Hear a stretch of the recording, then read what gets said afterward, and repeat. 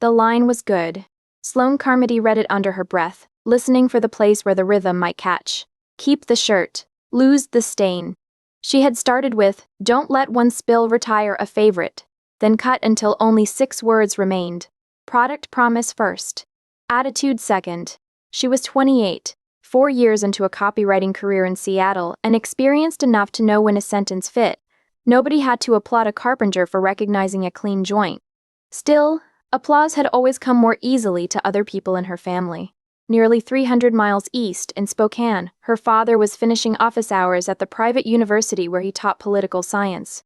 Richard Carmody would have admired the discipline in Sloane's line if someone had placed it in front of him and explained the problem it solved. Her mother, Dana, was working through the last 2 patients at her internal medicine clinic. Dana understood outcomes, especially those that could be measured on a chart. Graham, Sloane's older brother, was in Bellevue, staring at an email from his manager and trying to decide how little excitement he could display without seeming ungrateful. None of them knew about the detergent line. That was ordinary. Sloane wrote hundreds of lines they would never see. The Carmodys did not think of themselves as a family that ranked its children. If Dana had been accused of favoring Graham, she would have produced evidence to the contrary. The urgent care visit she had driven Sloane to during a blizzard. The boxes she mailed every birthday. The fact that she still kept almond milk in the refrigerator before Sloane came home. Richard would have remembered every school play and parent conference he attended. Graham would have been genuinely hurt by the suggestion that his sister mattered less. Their hierarchy concerned achievements rather than affection. Richard's tenure, Dana's medical license, and Graham's computer science master's all came with titles, ceremonies, and familiar ladders. Sloane's with Temple and familiar ladders. Sloane's BA in English had pleased them, but advertising remained difficult to summarize. When relatives asked what she did, Dana usually said, she writes things for companies, then looked toward Sloane to complete the explanation. Sloane had learned to complete it quickly. Copywriter, agency, campaigns. The answers were accurate and small enough to prevent follow-up questions. Her phone buzzed beside her coffee. The family group chat, which Dana had named the Carmodys with a yellow heart, was filling faster than Sloane could read it. Graham's message sat at the top. Got some news. They bumped me to senior software engineer. Pretty wild. He had spent 10 minutes composing those 2 sentences. Graham disliked appearing proud, partly because pride came so naturally to him that he distrusted it. He had no idea the message would strike his sister as another demonstration of how little effort he needed to command a room. The room did the work. Dana sent a cake emoji, followed by, Graham, I'm so proud of you, honey. Dad and I are beaming. Richard used his phone like a telegraph machine. His single thumbs up counted as exuberance. Aunt Deborah answered. Then Uncle Paul, 2 cousins and a family friend Sloane, had not seen since Thanksgiving. 2019. She watched the messages climb into the 30s and typed, so proud of you! 3 exclamation marks. Enough enthusiasm to be convincing, including to herself. She loved Graham. Resenting the ease of his recognition did not cancel that. 47 messages. Sloane looked back at her screen. Keep the shirt, lose the stain. It was the best line she had written all month. At 5:47 p.m., she uploaded the draft to the agency's shared drive and headed home through Seattle traffic. The next morning, after the client review, Marcus posted in Slack, Client approved, good to go, thanks team. It was a normal message from a busy creative director. Every person on the account had contributed, and Marcus was not erasing anyone. Even so, the contrast caught at Sloane. Graham had been named and praised dozens of times.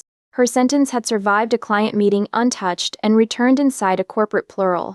She added a checkmark reaction and went back to work. In March, Seattle was still wet enough to make every office window look filmed over. That was when Lottie Voss joined Sloane's account. Lottie was 39 and had been an art director long enough to distrust enthusiasm without specifics. She noticed margins, pauses, and the one person in a meeting who had stopped taking notes. Her attention was the reason Marcus borrowed her from another account after Sloane's regular art director left the agency. During their first creative review, the team moved through a deck at the speed of people who had another meeting in 20 minutes. Marcus clicked past slide 9. Go back, Lottie said. Marcus returned to Sloane's second headline. The softer side of showing up. That rhythm is doing something specific, Lottie said. The emphasis lands on showing up, but the sentence never pushes. That's hard to get right. The room paused. Sloane had heard nice, strong, and love it hundreds of times. Lottie had named the work inside the line. Thanks, Sloane said. After the meeting, Lottie found her in the kitchen pouring coffee she did not need. Do you write outside work? No. Lottie studied her over the rim of her mug. That sounded rehearsed. Sloane smiled despite herself. Maybe because people keep asking. Maybe because the answer isn't true. Lottie left before Sloane could decide whether to be annoyed. In April, Graham texted, Randy's wedding is in 3 weeks. I'm best man. I have 3 bullet points and no speech. Can you help me not sound like an idiot? Then, a second message, you're the word person. Sloane stared at the phrase. He meant it affectionately. Graham sorted people by competence. Their mother was the medical person, their father the history and politics person, Sloane the word person. He did not hear the reduction she heard. Send me what you have, she replied. What he had was 3 bullet points and a photo of Walter, the family lab, wearing a plaid bow tie at the previous Christmas. Graham had captioned it, curtain leveled of preparation. Sloane wrote the speech in 2 hours. It was funny without humiliating the groom, tender without sounding borrowed, and calibrated to Graham's speaking voice. He called as soon as he read it. This is ridiculous, he said. It sounds like me if I had access to a much better brain. Practice it out loud.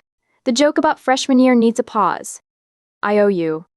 Yes, you do. 3 weeks later, Graham posted the wedding video in the family chat. Golden ballroom light fell across the bride as she wiped her eyes. Graham stood at the microphone, relaxed and precise. The room laughed where Sloane had placed the laughs and went quiet where she had left space. Dana answered first. Graham, that speech was incredible. Richard wrote, well done, son. Before the praise could travel much farther, Graham added, full disclosure. Sloane wrote the whole thing. I gave her 3 terrible bullet points. For a moment, the thread stopped. Then Dana replied, you two make a great team. Graham, your delivery was wonderful. Richard added a thumbs up to Graham's disclosure and wrote nothing else. Aunt Deborah sent Sloane a heart, then returned to praising the line about friendship. Nobody denied what Sloane had done. They had been told plainly. Yet the attention settled on the person at the microphone because performance was visible and authorship had happened elsewhere. Graham texted her privately that night. Seriously, thank you. I told everyone it was yours. I know, she answered. She was not angry with him. That almost made the ache harder to please. At 11, she opened her laptop and began a story about a woman who worked in a laundromat, folding other people's clothes during the day and trying to unfold her own life at night. The first draft was rough and too short. It was also alive. The woman in the story was not Sloane. She was 52, newly divorced and unable to discard anything a customer left behind. By midnight, the laundromat had acquired a broken vending machine, a row of orange chairs, and a regular customer who washed the same clean coat every Friday. Sloane did not know what any of it meant yet. For 2 hours, meaning was less important than permission. At 1:06 a.m., she reached the final paragraph. She corrected 3 typos, changed the title twice, and stopped herself from polishing the life out of it. Commercial copy rarely allowed unresolved feelings. A brand wanted a promise, a product, and a next step. The story ended with a question. Sloane sent it to her father the next morning with the subject line, wrote something, would love your thoughts. Richard replied 2 days later, hey, Sloaney, I read it. Nice work. By the way, have you talked to Graham lately? The new role sounds stressful. I think he could use a call from his sister. Love, Dad. Sloane read the email twice. She had hoped for one detail that proved he had entered the story. The note in the coat pocket. The broken dryer. The woman who arrived every Friday. Instead, she got nice work, followed by Graham. She closed the email and went to work. In Spokane, Richard saved the attachment before closing his laptop. He dragged it into a folder beside Graham's resume and the previous year's tax records. That evening, while Dana watched a medical drama downstairs, he read the story again.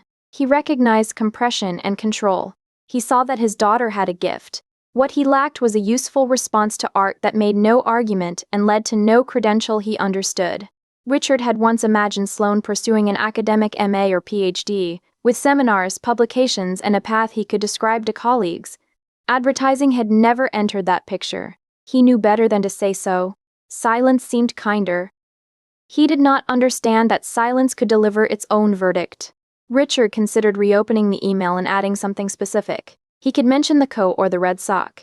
Each sentence he drafted sounded either academic or falsely casual. After 10 minutes, he closed the window. He assumed there would be another opportunity. Parents often make that assumption because they cannot see which small moment their children have appointed as the test. In September, Dana called with news. Richard was receiving a teaching award during Faculty Recognition Week. The political science department would hold a small Thursday evening ceremony for colleagues and family. "You're so good with words," Dana said. "Could you write something about your dad? A few paragraphs I can read? Maybe we can frame it afterward."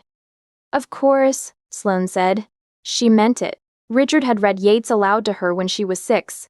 He had taught her to pause over sentences and distrust the first word that came to mind. She loved him for that, even if he could not recognize where those lessons had carried her.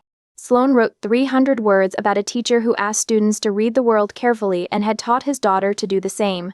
She included his habit of dog-earing books and the pause he took before answering difficult questions. The ceremony was held in a seminar room at Richard's University in Spokane. 40 people gathered around a long oak table: professors, a dean, graduate students, and the Carmody family. Dana wore the gray dress she saved for university functions. Graham arrived with his tie slightly crooked after driving over from Bellevue. Sloane had crossed Snoqualmie Pass that afternoon beneath a sky the color of steel. Before reading, Dana looked toward the second row. "Sloane wrote this for her father," she said. The credit was brief but clear. Dana's voice cracked on the line about the dog-eared books. A silver-haired professor in the front row pressed a hand to her chest. Sloane felt the private satisfaction of having made a room still. During the reception, a colleague touched Richard's arm. That tribute was beautiful. Richard glanced toward Sloane. Dana thought of framing something, and Sloane did the writing. She has always been good with words. He believed he had praised her. Sloane heard a description that could have applied to neat handwriting or clever birthday cards. "She captured you perfectly," the colleague said. "She did," Richard answered. That mattered. It did not repair everything, but it mattered. On the drive back to Seattle the next morning, Sloane replayed the exchange. Richard had named her contribution. Dana had credited her before reading. Nothing objectively unfair had happened in that hallway. The disappointment came from the scale of the response. 300 words had carried a room through 30 years of Richard's life. Yet the family still spoke of Sloane's ability as a pleasant facility rather than a discipline she had spent years building. She also knew that asking a late-career political scientist to discuss craft at a reception might be asking for fluency he did not possess. Both facts could be true. Her father had tried, and his effort had fallen short of what she wanted. Rain followed her across the pass and became pale autumn sun west of the Cascades. By the time she reached Seattle, she had decided not to turn the reception into a fresh grievance. She saved the ceremony program in the same portfolio folder where she kept finished campaigns. At Christmas, the framed tribute hung in the hallway of the Carmody house. The dining room smelled of rosemary, pork, and baked apples. Dana had placed an unscented ivory taper at each end of the table. The pine candle burned on a sideboard in the living room, far enough away not to compete with dinner. Baked brie with fig jam and pecans waited beside a bottle of red wine. Walter, the family's 9-year-old lab, slept beneath the table with his chin on Sloane's foot. These ordinary comforts were part of the truth. The Carmodys remembered allergies, sent one another articles about sleep, and checked the highway cameras whenever either child crossed the pass in winter. They were capable of devotion. Praise was where their fluency failed. "Have you thought about going back to school?" Dana asked as she passed the Brussels sprouts. "Maybe a master's?" "I like what I do, Mom." Dana set down the serving spoon. "I know. I want you to have stability. Copywriting is a career. I didn't say it wasn't." The table went quiet. "Sloane's the artist of the family," Graham said. He reached for the wine and gave his sister an uncertain smile. "I'm just a tech nerd." He intended to defend her. The word artist still placed Sloane outside the family's system of salaries, credentials, and predictable ladders. Dana smoothed the tablecloth. "We are proud of both of you." Sloane took another potato. She did not trust herself to answer. Graham watched her lower her eyes. He understood that his attempt had failed but misidentified the reason. He thought Sloane disliked being called an artist because the word sounded unserious. He did not realize she objected to becoming the family's charming exception, The person whose talent was admired most safely when it remained decorative. Dana moved the conversation to a neighbor's kitchen renovation. Richard asked whether anyone wanted more wine. Within 2 minutes, the table was warm again, which was one of the family's skills. Discomfort never lasted long enough to become an honest argument. Sloane could have said, "I need you to ask about my work," without turning it into a problem to solve. She rehearsed the sentence while carrying plates to the kitchen. She did not say it. Years of accommodation had made direct requests feel more dangerous than disappointment. Later, while she washed dishes, Richard put a hand on her shoulder. "That tribute you wrote," he said. "It was more than good with words. I should have said that at the reception." Sloane kept her hands in the warm dishwater. "Thanks, Dad." He waited, hoping she might turn around. She did not. Richard left the kitchen knowing he had missed something and unsure whether he had arrived too late to retrieve it. 4 months later, in late April, the agency traveled to Portland for that year's District 11 American Advertising Awards. The detergent campaign had already won gold at the Seattle competition in late March, automatically advancing it to the district level. By the end of the Portland ceremony, it had won gold again. The district award would send it on to national judging. The agency treated the trip as both celebration and work. Because the welcome reception was scheduled for Friday evening and the ceremony for Saturday night, Marcus booked a block of rooms for both nights. The account lead circulated a dinner itinerary, and everyone received a reminder that the client might attend. Sloane took the train from Seattle with Lottie on Friday afternoon. They spent most of the ride discussing an unrelated pitch, and the last 20 minutes deciding whether sneakers counted as acceptable footwear for the welcome reception. "They do if they're expensive enough," Lottie said. Sloane had packed the black dress she bought for award nights, and a pair of heels she would regret by 10. The ceremony was held in a Portland hotel ballroom, with patterned carpet, bright chandeliers, and a step-and-repeat near the entrance. Jackets hung from chair backs. People made quiet jokes about clients and applauded rival agencies with the uneasy generosity of competitors. The program listed the official credits: Marcus as creative director, Lottie as senior art director, and Sloane as copywriter, followed by the strategist, account lead, designers, producer, and production partners. When the winning work played, the event graphics displayed the agency, campaign title, and creative team. Sloane's name appeared in small type beside everyone else's. Marcus accepted the trophy on behalf of the agency. At the microphone, he thanked the full team, then added, "Lottie built the visual system and Sloane wrote the line that gave the whole campaign its spine."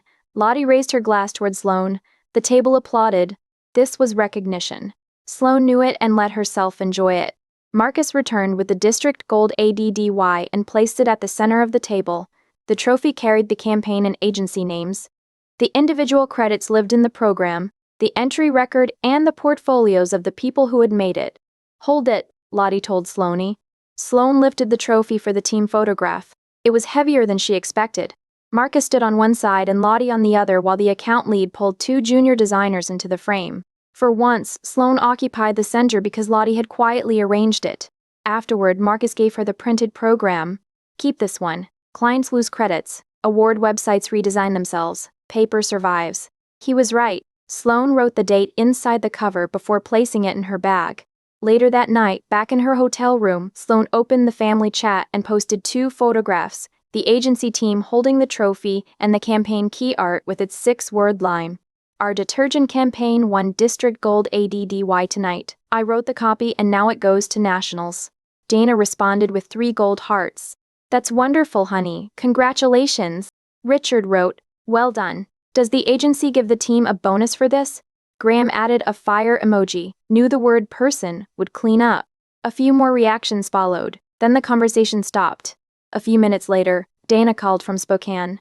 She wanted to know what the campaign looked like and whether Sloane had written all 6 words shown in the photograph. The question was clumsy but sincere. Sloane explained that the campaign included print, outdoor, and digital pieces, and that Lottie had built the visual system. "So, this is a major award?" Dana asked. "It is in our industry." "Then I should have made a bigger fuss." "I'm proud of you." Sloane thanked her. Dana had needed the scale translated before she could respond. That was progress, though part of Sloane still wished curiosity had come before calibration. Nobody had ignored her or insulted her. The achievement simply failed to expand in their imaginations. Graham's promotion had produced 47 messages because they understood promotions. An advertising award gave them nothing to hold except pride in a daughter whose profession remained abstract. Sloane set the phone face down. For the first time, she did not use their limited response to reduce the size of her own accomplishment. In early June, about 5 weeks after the Portland ceremony, the national winners were announced. The detergent campaign did not appear on the list. The agency Slack filled with hearts, jokes, and promises about next year. Sloane was disappointed for one afternoon. District Gold remained real. In July, Lottie texted her about a 6-week evening workshop held in a rented room above an independent bookstore in Pioneer Square. It's for people who make things at work and want to make things for themselves. You should come. Sloane answered, I don't know. You know. You're afraid the answer is yes. They met for lunch the following week at a diner near the agency. Lottie ordered a club sandwich and waited until Sloane stopped rearranging the fries on her plate. Why do you care? Sloane asked. Why are you afraid to say yes? Lottie asked back. Sloane considered the question. Maybe I should just apply for a master's in education. My mother would understand that better. Lottie shook her head, a small motion almost imperceptible. I spent years living inside other people's expectations. Always stuck at the same fork. Do what they wanted, or do what I wanted. It took me longer than it should have, but I'm glad I finally got to be myself. My family isn't toxic, Sloane said. They remember my allergies. They check the pass when I drive home. They love me. They just don't see this part. You don't have to call them toxic to admit that it hurts. That was harder to dismiss. The workshop met on Thursday nights. There were 9 students, most older than Sloane, carrying marked-up pages and the nervous focus of people preparing to expose unfinished work. The first week was devoted to other writers. Sloane marked their pages carefully and spoke only after everyone else. She knew how to defend the headline in a client meeting, but fiction removed the protection of a brief. No strategist had identified an audience for the laundromat. No research deck could prove the red sock belonged in the second paragraph. For the third meeting, Sloane revised the laundromat story and read it. The group discussed it for 20 minutes while she listened. They admired the central character but questioned an ending that resolved too cleanly. Then the instructor tapped the first page. Laundromats are catnip for beginning writers, she said. Fluorescent light, strangers' clothes, circles turning behind glass, the symbolism arrives preloaded. If you keep the setting, you have to earn it. What does this woman understand about the work that a customer wouldn't? The comment stung because it was accurate. Sloane had rendered the room more carefully than the job. At the top of her notes, she wrote, "Make her good at her work." One reader thought the folding imagery appeared too often. Another wanted more of the woman who brought in the same clean coat every Friday. Sloane filled 3 pages with notes and discovered that disagreement did not have to mean failure. As the discussion ended, a woman across the table leaned forward. What happens after she finds the note? It was the first question that treated Sloane's invented world as a place worth remaining in. During the 5th week, the instructor wrote MFA in the margin of Sloane's manuscript and circled it. That night, Sloane opened the admissions page for a respected low-residency creative writing program in Vermont. It admitted winter and summer cohorts. The winter term began with a 10-day January residency, followed by one-on-one work with a faculty mentor from home. Applications for January were due September 1. The checklist stopped her. A fiction manuscript of up to 20 pages, which could consist of 1 complete short story, a 2 to 3 page essay about her reading life. 3 recommendations. Official transcripts. An application fee. If admitted, she would need to be away from Seattle for 10 days in January, use roughly 8 workdays of PTO, buy cross-country airfare, and make a tuition plan that would not consume her savings. She closed the tab, but she did not forget it. For 2 days, Sloane read program pages during lunch. She checked faculty books out of the Seattle Public Library, searched accreditation, compared graduation requirements, and looked for evidence that alumni continued publishing after the degree. She also read warnings from writers who regretted borrowing heavily for an MFA. The warnings mattered. Wanting the program did not make every price responsible. On Wednesday, she attended a virtual information session from her apartment. The director explained that students came to Vermont twice a year, lived on campus during the 10-day residencies, and worked remotely with mentors between visits. Most held jobs, several had children. The program would not turn attendance into a teaching position, a publishing contract, or a better salary. Its promise was time, mentorship, and a serious community. That answer made Sloane trust it more. The next evening, she created a spreadsheet. Tuition and estimated travel went in one column. Savings, possible scholarships, and the maximum debt she was willing to accept went in another. The total frightened her. It did not make the decision for her. She asked the workshop instructor for a recommendation after class. The instructor agreed and requested a resume plus the revised story. Lottie said yes before Sloane finished asking. Marcus took longer. Not from reluctance, but because he wanted to understand what the letter should address. "Your writing is excellent," he said. "I can also tell them you meet deadlines and don't become precious when the work needs revision. That may be the nicest thing you've ever said to me. Don't put that in your personal statement." Sloane ordered an official transcript from her college and entered each recommender's email into the application portal.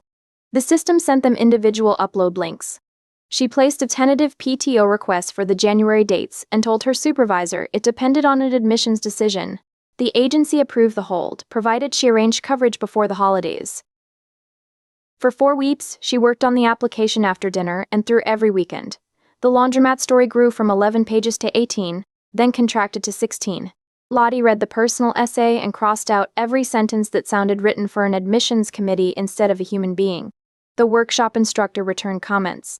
Sloane revised again. The hardest page was the one about why she wanted the degree.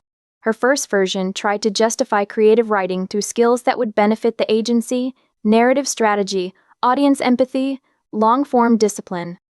Lottie drew a box around the paragraph. "Do you believe any of this?" she asked. "Some of it. Then write the part you believe most." Sloane replaced the paragraph with 4 sentences about spending years inside other people's voices and wanting to discover what remained when nobody supplied the brief. The language was simpler. It was also true. 2 recommendation letters arrived by August 28. Marcus submitted his on August 31 at 6:03 p.m. The transcript service confirmed delivery that evening. At 2:14 a.m. on September 1, Sloane checked the writing sample one last time, paid the application fee, and clicked submit. She was alone in her apartment, but the act had not happened in isolation. 3 people had written letters. 9 had read her pages. Lottie had argued with a paragraph for 40 minutes. Sloane had done the rest. She closed the laptop and lay awake until dawn, frightened and fully alive. The admissions email arrived 6 weeks later, at 3:07 p.m. on an October Tuesday, while Sloane was sitting through a client status meeting at the agency. She saw the program's name on her phone when the screen lit beside her notebook. She did not open the message until the meeting ended 40 minutes later. Then she carried her laptop into an empty conference room and read the first paragraph. "Dear Sloane, we are delighted to offer you admission to the Low Residency Master of Fine Arts program in Creative Writing, beginning with the January residency." She read it twice before returning to her desk. There were still 2 hours left in the workday, including a headline revision and a call with the account strategist. She completed both without telling anyone. That evening, back at her apartment, Sloane opened the letter again. It included a partial merit scholarship awarded on the strength of her writing sample and distributed across the program's 4 academic terms. The scholarship did not make the degree inexpensive, but it kept the cost inside the limit she had set. Her PTO dates were already held, and she would have nearly 3 months to book travel and arrange coverage. The admissions portal gave her 2 weeks to accept and pay the enrollment deposit. Before calling anyone, Sloane opened her spreadsheet and replaced every estimate with the figures in the offer. She added books, airport transportation, and a buffer for the second residency. The numbers still worked if she stayed in her current apartment and postponed replacing her car for another year. This was the adult part of choosing a new life. Sloane reviewed the totals twice, accepted the offer, and paid the deposit with money from savings. Then she called Lottie. "I got in," Lottie shouted loudly enough that Sloane moved the phone away from her ear. They talked for 15 minutes about the scholarship, the residency, and the sentence in the letter that called Sloane's fiction controlled, humane, and quietly ambitious. Only after that call did Sloane start a group FaceTime with her family. Graham joined from his couch in Bellevue. Richard appeared from his study in Spokane, framed by bookshelves. Dana joined last from her parked car outside the clinic. "I have news," Sloane said. "I got into a low residency MFA in creative writing. They offer me a scholarship, my PTO is approved, and I start with a January residency." 3 faces went still. Dana spoke first. "Oh, That's wonderful, honey. But what would you do with it? She heard the question only after it had left her mouth. Dana had intended to ask about Sloane's future, which was how she organized concern. She saw the small change in her daughter's expression and knew she had led with the wrong thing. Richard adjusted his glasses. Do they publish placement information for graduates? He thought he was helping. In his profession, programs were judged by outcomes, funding, and institutional reputation. He had no idea that his question sounded like a request for Sloane to defend the value of being admitted. Graham glanced down when a notification lit his phone. Cool, he said. He meant, I support you. One syllable could not carry the weight he assigned to it. Sloane waited. None of them said they were proud of her. Thanks, she said. I wanted you to know. She ended the call before the conversation could become a discussion of logistics she had already solved. At her kitchen table, she cried for the response she had predicted and still hoped not to receive. She considered calling back and telling them exactly what she had needed. The sentence was simple. I wanted congratulations before questions. Her thumb hovered over the family chat.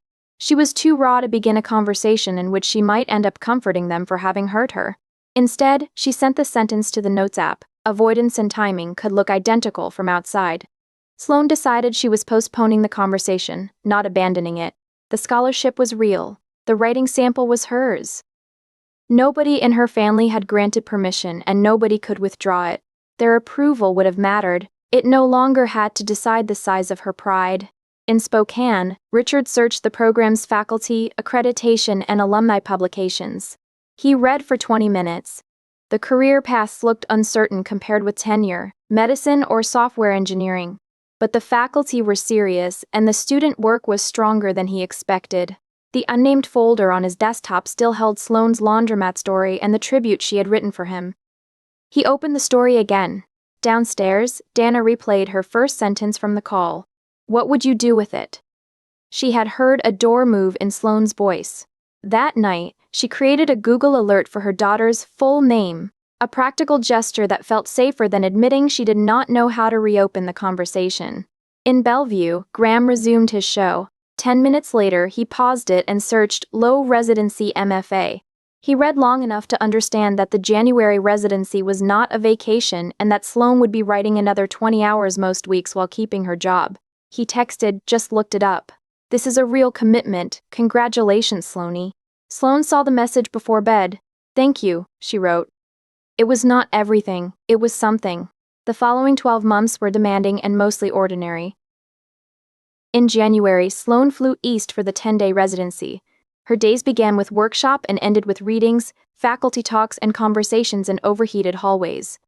After returning to Seattle, she kept her agency schedule and reserved early mornings plus Sunday afternoons for the MFA. Some weeks she failed to protect the hours. Most weeks she returned to the page anyway. The first residency was less romantic than the brochure. Her flight was delayed in Chicago, the dormitory radiator hissed all night, and breakfast coffee ran out before the first lecture. It was also the first place where introductions began with what people wrote rather than what they earned. Sloane said, fiction, and nobody asked what she planned to do with it. On the fourth morning, her workshop spent 45 minutes on the laundromat story. The faculty leader challenged an easy reconciliation in the final scene. Sloane defended it, slept badly, then cut the scene before breakfast. Losing 3 pages clarified everything around them. She still went to Spokane for holidays. She still congratulated Graham when he led a successful product launch. She also stopped volunteering to write other people's speeches. When Graham asked in February whether she could take a look at a presentation for work, the attachment contained a title slide and 3 bullet points. Sloane opened the file. A year earlier, she had built his entire wedding speech from less. This time, she closed it without typing a word. I'm not writing this one for you. Send me a full draft and I'll give you notes. Graham's reply came 2 hours later. Got it. There was no joke and no affectionate reference to his word person. The small coolness hurt. Sloane let it stand. 2 days later, Graham sent a clumsy but recognizable draft. Sloane added comments in the margins instead of replacing his voice with hers. He revised it himself. During her first MFA term, she revised the laundromat story 6 more times. She submitted it to literary journals in March and received 4 rejections, 3 form letters, and 1 kind note from an editor who admired the ending. A small journal accepted it in August and offered a $50 honorarium. Publication was scheduled for October. The contributor bio read, Sloane Carmody is a writer and MFA candidate living in Seattle. This is her first published story. She stared at the first 5 words. Sloane Carmody is a writer. The sentence did not erase her copywriting career. It named the part she had once treated as conditional. She sent the publication link to Lottie, Marcus, and her MFA cohort. She did not send it to the family chat. This time she understood the choice she was making. She was not using their silence as evidence against them. She wanted a few days in which the publication belonged only to readers who had followed the work from draft to draft. 3 weeks later, Dana's Google alert surfaced the journal page. She read the story at the kitchen counter in Spokane. Some passages confused her. One detail, a mother folding a child's abandoned sweater, made her sit down. She texted Sloane. I read it. I didn't understand all of it, but I thought it was beautiful. 15 words. Beneath them was the message Dana had not managed to type. I looked for you.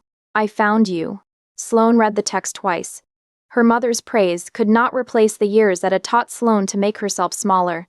It did not need to. It was a genuine attempt to cross the distance. Thank you for finding it, Mom, she replied. Dana sent a yellow heart.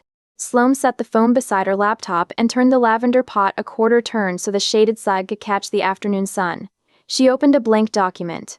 The cursor waited. No client's logo occupied the corner. No podium waited for Graham.